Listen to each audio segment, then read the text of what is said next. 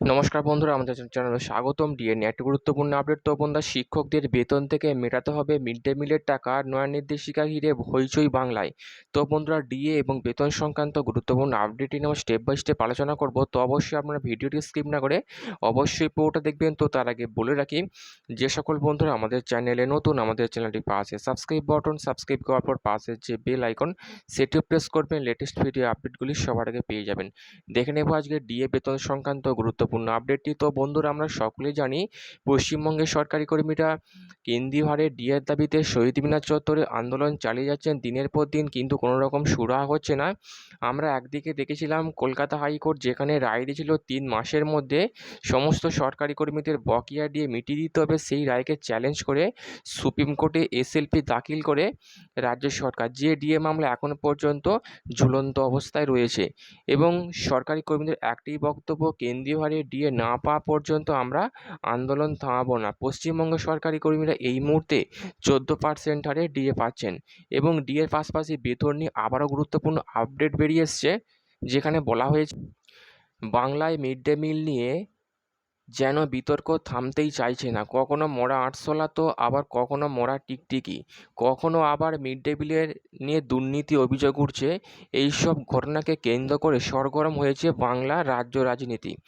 তবে এরই মাঝে এবার মিড ডে মিল সংক্রান্ত বিষয়ে প্রশাসনের ক্ষোভের শিকার হতে হলো বহু স্কুলকে।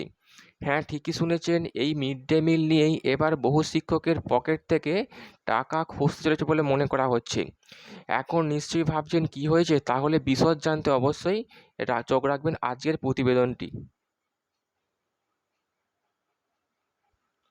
স্কুল বন্ধ ছিল, যে কারণে মিড ডে মিলের রিপোর্ট পাঠাতে দেরি হয়েছে বহু স্কুলের।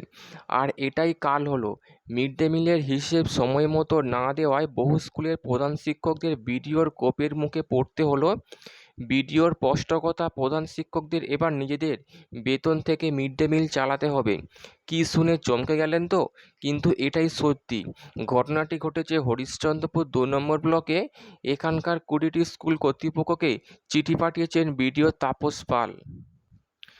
আসলে রাজ্যের প্রাক্তন মুখ্যমন্ত্রী বুদ্ধদেব ভট্টাচার্যের মৃত্যুর কারণে সমস্ত সরকারি প্রতিষ্ঠানে ছুটি ঘোষণা করেছিলেন মুখ্যমন্ত্রী মমতা বন্দ্যোপাধ্যায়।